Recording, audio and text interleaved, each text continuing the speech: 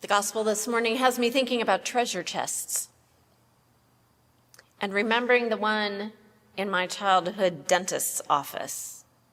Did anybody else have one of those? Yeah.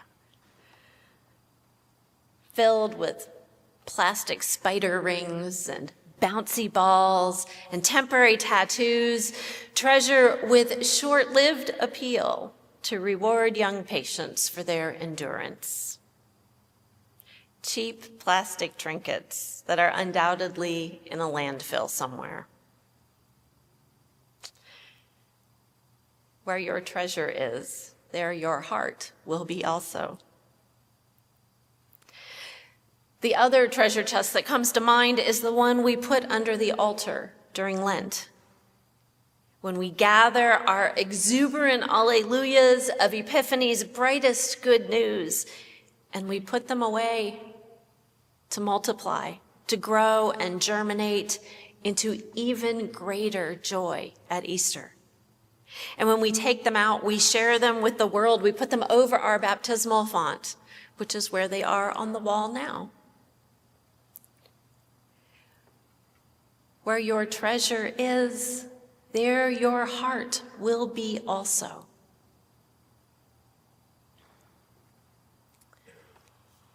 In church, we often refer to treasure as one part of our giving to God, as in time, talent, and treasure.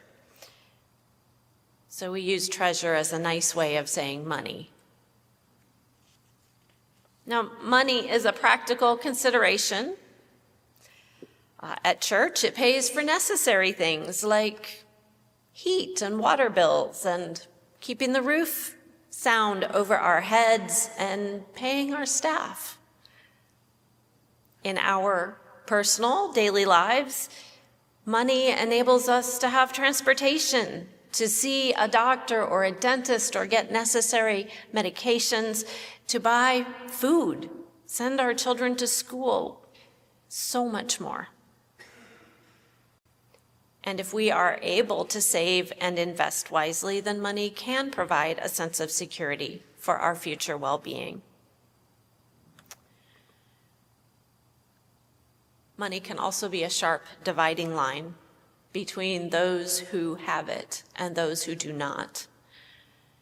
And when that power differential appears, it can be weaponized to perpetuate exploitation and oppression and shaming human beings for simply striving to live full and happy lives.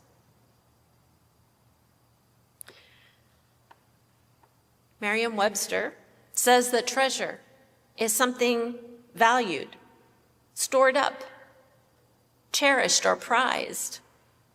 And by that definition, treasure could be anything that we store up for ourselves or to share, and it could be anything that we value or treasure or cherish. Anything that we value or cherish. And thinking about that is a fine question for us as a community of faith, as well as individuals. What do we treasure? A fulfilling job, fair pay for our efforts, a comfortable home, moments of quiet, creative outlets, the beauty of nature. How about relationships with our partner or spouse, children, grandchildren, friends, God?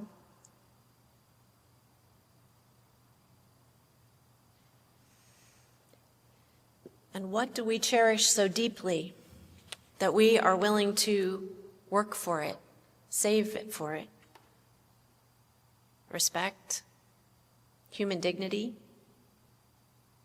silence, prayer, education, knowledge, social standing, power, comfort.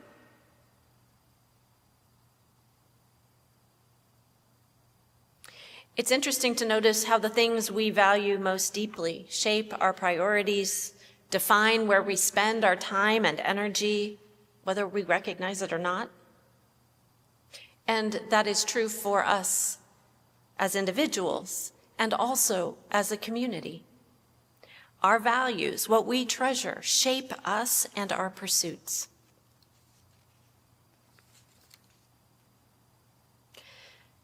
And all those things we treasure, all those things of this life and this world, they all change.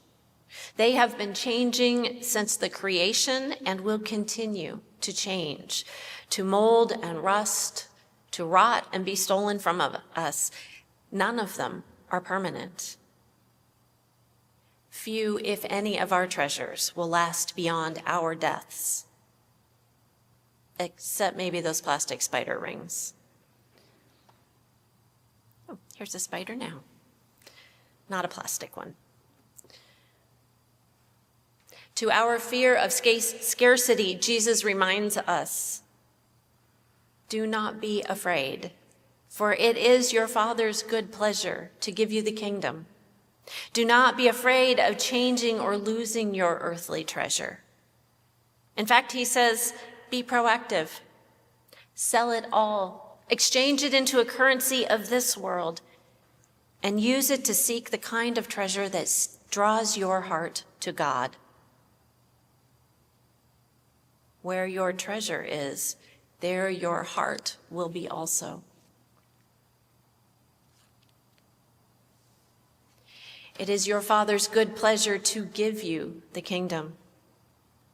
God delights and desires in giving each and every person a place where they are loved, respected, and seen whole and healthy. We do not need to earn. We cannot earn our status as God's beloved and cherished. It already belongs to every one of us. Nothing we can do or store up or invest will ensure a place in God's kingdom. It's already ours. We simply open our hearts and lives to accept the gift that is given to us. So if we can't earn it or store it up, what is the point of treasure? Might it perhaps be to discover the same delight God takes in giving us the kingdom? What if God is inviting us to wonder what our heart is capable of feeling, how big it can get? Inviting us to give in anticipation of what we might learn about ourselves, our civic life, and our relationship with God.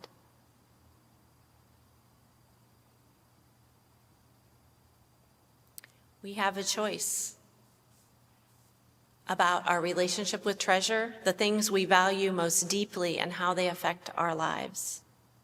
And if our hearts follow our treasure, then we should choose carefully where to put our treasure. The letter to the Hebrews reminds us that faith is the assurance of things hoped for, the conviction of things not seen. If we choose to safely store up our treasures for ourselves alone and remain insulated from the needs and rights and aspirations of other people, then our hearts will live in that scarce, exclusive, fear-filled place as well. If we choose to treasure curiosity and vulnerability, to embody generosity and grace for ourselves and others, to honor and preserve creation, to courageously insist on just and full lives for every human being, and to share joy and unfettered welcome with every person we meet, then our hearts will grow and thrive in community and relationships with one another and with God. Where our treasure is, there our hearts will be also.